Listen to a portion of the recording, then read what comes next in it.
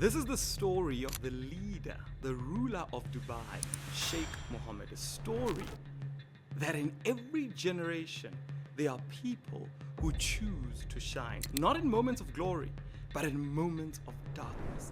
The darker the night, the brighter the light. This is a story of a man who refused to bow down, even when the world was collapsing around him.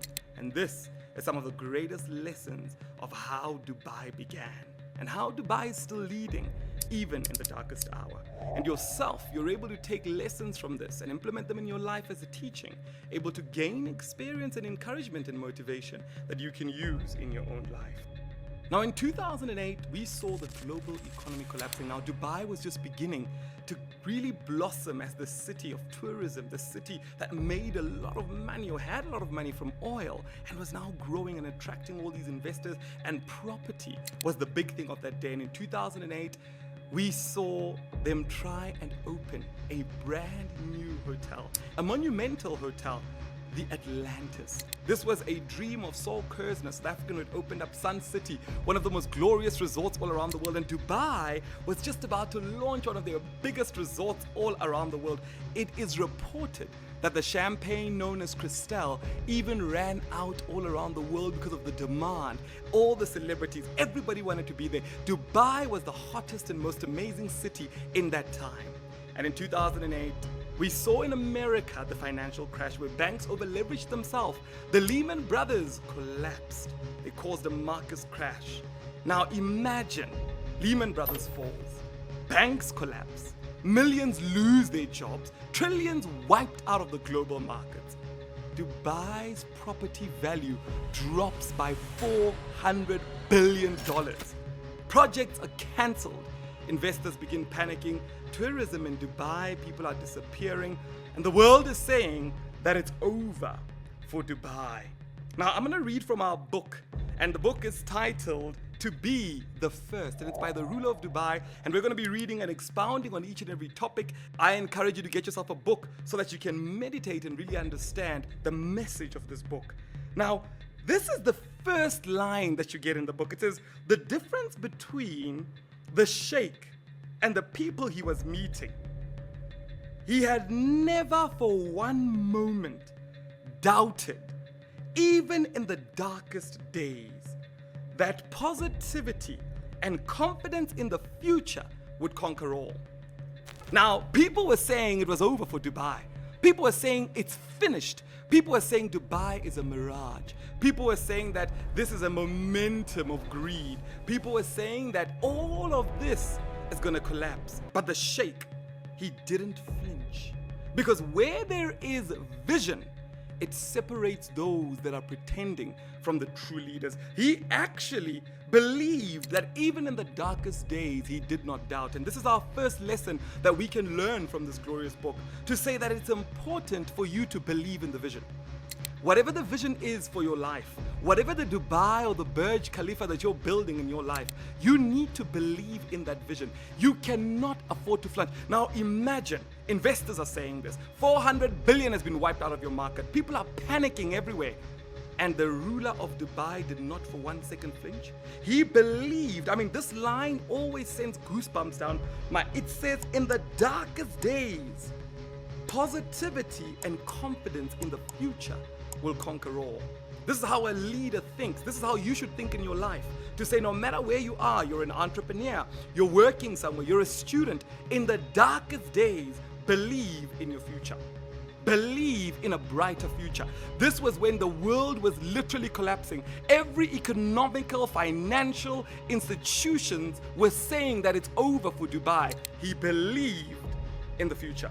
And the important thing, he said, positivity and confidence in the future can conquer all. If you've got a brighter future, goals in the future, whatever you're going through right now will not be able to deter you because you've seen a better vision. And this is what the leader of Dubai did. This is how Dubai became Dubai. This is how we see that they've outgrown every other country. This is why we see that they've got the biggest airport in the world. This is why we see that the property value keeps on increasing. Investors are flooding from all around the world because the leader believes in the future and doesn't look at what's going on currently. 2008, it's autumn. Everything has plunged, global economic crisis. Now, it says this was the greatest setback to capitalism since the Great Depression of 1929. So the leader of Dubai was not just trying to be funny, no. This was a big time in history. The greatest capitalism setback since the Great Depression. It was a scary time. And I'm saying to you, you might be going through a scary time in your life. It might not make sense, it might look bleak, it might look bad, but be like the leader of Dubai. And in that great and scary time, in a time that is even being compared to the Great Depression, where people lost billions overnight, believe in a brighter future. Now, this is the part that gets to me. Never doubt your dreams. I mean, the book lets us know that he had never for one moment doubted, even in the darkest days. When I read this, I literally ask myself, what is the meaning of this? Is this confidence? What is this? Because it definitely was not arrogance, because if it was arrogance, Dubai wouldn't be what it is today. This was leadership. Because you as a leader in your vision, in your life, when you doubt, everything around you begins to fall. If you don't believe in the vision that you're building, how are you expecting other people to believe it? So when a leader begins to doubt, the people begin to fall. When a leader looks down, the team begins to lose hope. So he refused to look down. He refused to blink.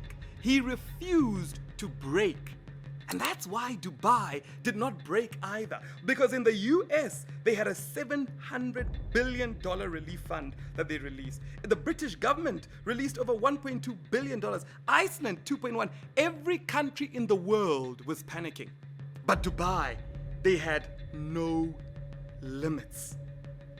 The book reads, Mohammed's audacious vision had transformed both Dubai and the United Arab Emirates. The Dubai he envisioned knew no such boundaries. Its growth powered by intercontinental jets and later the click of a mouse.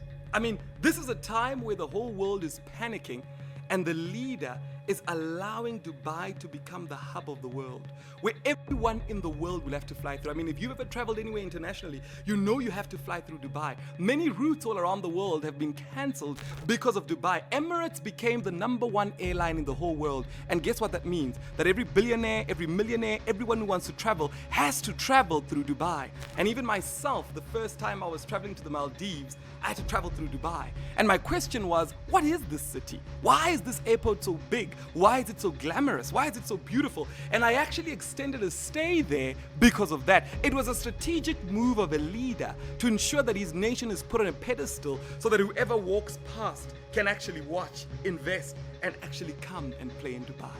This is a time where the leader of the Dubai, in his boldness, was developing the Palm Jumeirah. This is the world's largest man-made island, which fanned out in the Arabian Gulf and doubled Dubai's coastline.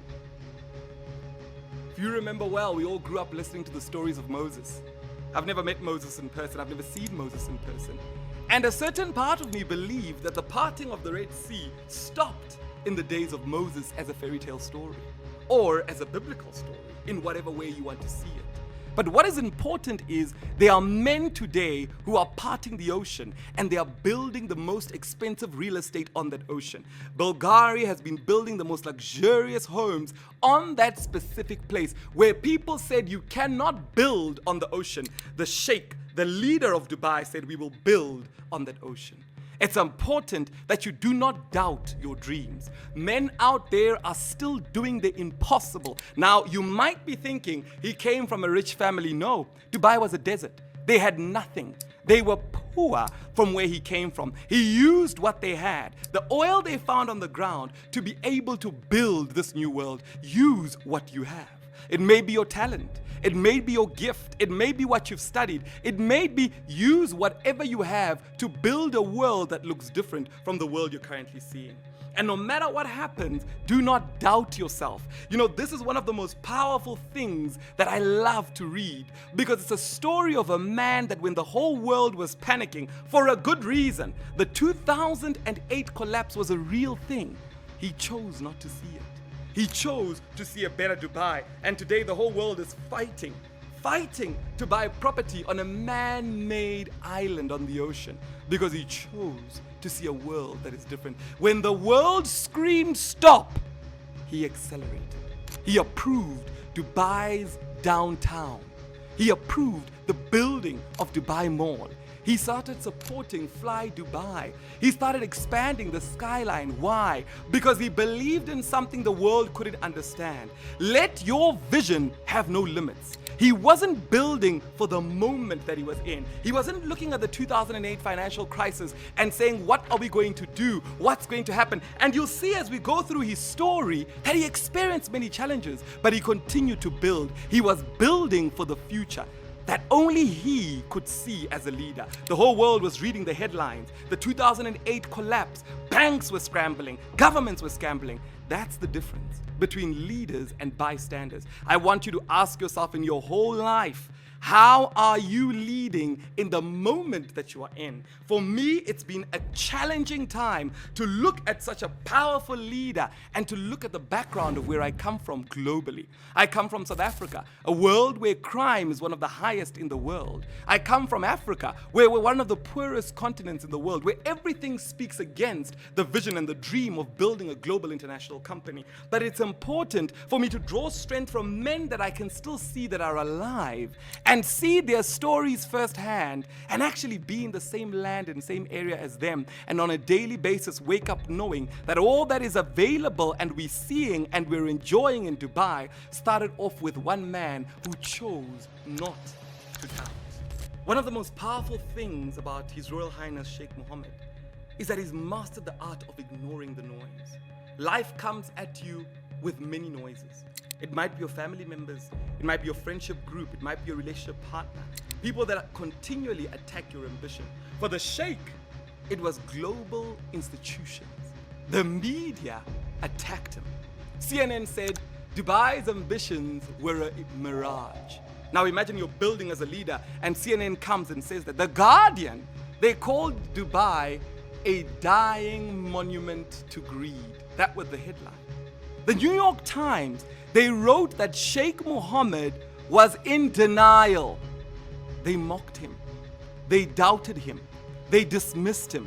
But he did something remarkable. He ignored the noise. He ignored the negativity. He ignored the false narratives, because leaders don't listen to critics. Leaders listen to their vision. I mean, take a look at this. Let's read this from the book. Property prices plummeted and projects across the UAE, valued by some media outlets at $400 billion, were put on hold or cancelled. One of the early casualties was future United States President Donald Trump, whose $100 million resort complex on the Palm Jumeirah, it was shelved. This is a leader in 2008 who's building one of the best cities in the world that we see today. And Donald Trump, who we all know as a charismatic leader, as a billionaire, he put a hold to his project. He said, I am pulling back. Projects were cancelled. Projects were stopped. He could have, in that moment of noise, stopped the great vision.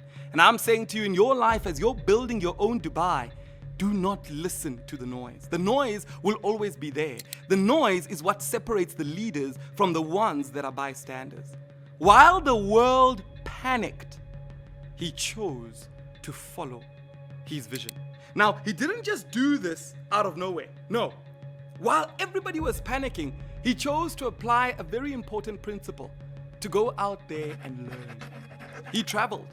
He met global leaders. He adjusted his team. He got rid of the ones that doubted the vision, the ones that didn't believe, the ones that thought that Dubai will not make it, the ones that were bringing doubt on his team. He made smarter decisions. He planned for recovery.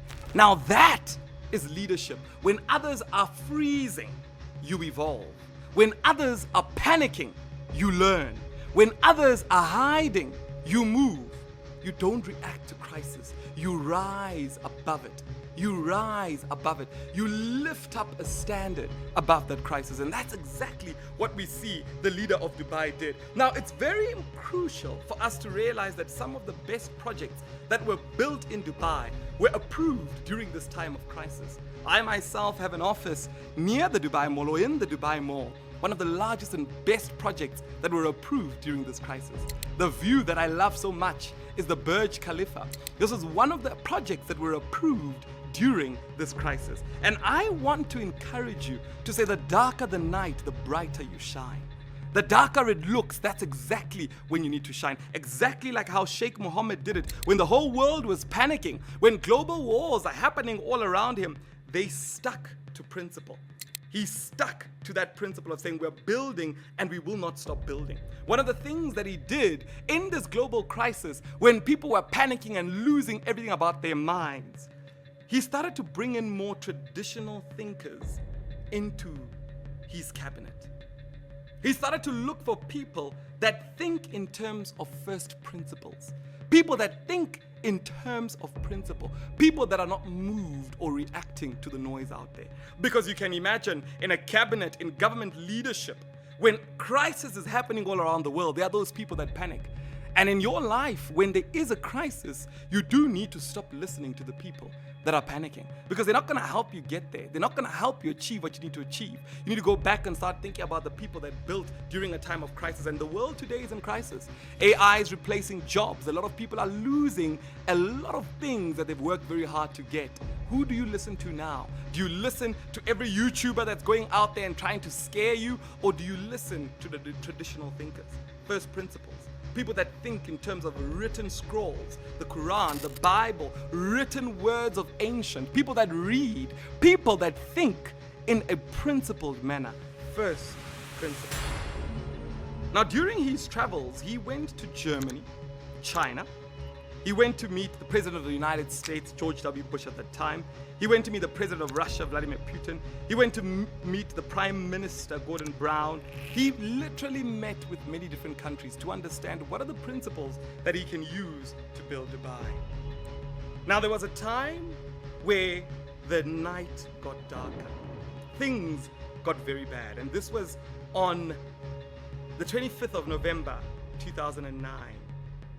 Events had come to a head when Dubai World, a government-owned conglomerate that included Dubai World, Nikhil, and many other institutions that were building Dubai, they had to ask for 6 months to stop paying their debt. They ran out of money.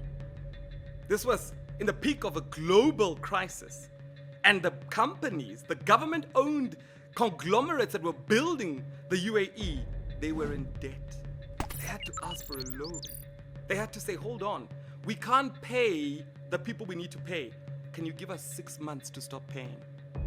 Now, I can imagine for many of you, if you had to lose income for 6 months, you would give up. And I want to know in the comment section, let me know. I mean, I, for one, if I didn't make any income, if I can't pay my expenses for 6 months, I might as well forget about this lofty vision that I'm building. I might as well try and think about, but from the lessons we take, they asked for a 6 months period to say, we know we owe you a lot of money.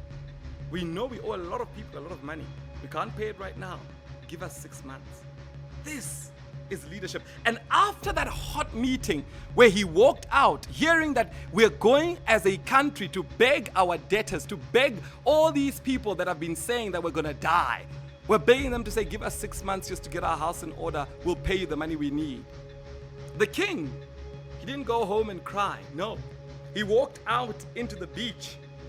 He drove his G-Wagon. Now, I love this part because this is the king of Dubai, one of the richest nations in the world. He drives himself. African leaders, you have over 20 people that drive you, yet your people are suffering on a daily basis.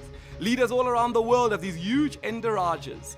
And this is the leader of one of the richest nations in the world. He's driving himself. And as he's driving himself, he stops near the Jumeirah hotel.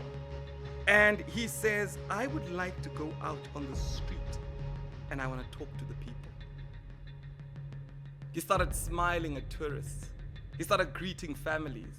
When the global economy is burning to the ground, when they're asking for moratoriums on loans, this is one of the most powerful lessons in leadership. In chaos, your calmness is your power. In darkness, your shining is your power. He went out for a walk and he started to talk to people. He started to say to people, are you enjoying Dubai that we built for you? We want you to enjoy yourself. We want you to go out there and have a great time. As a leader, you need to connect with your people. They need to enjoy the moment and what you've actually built for them.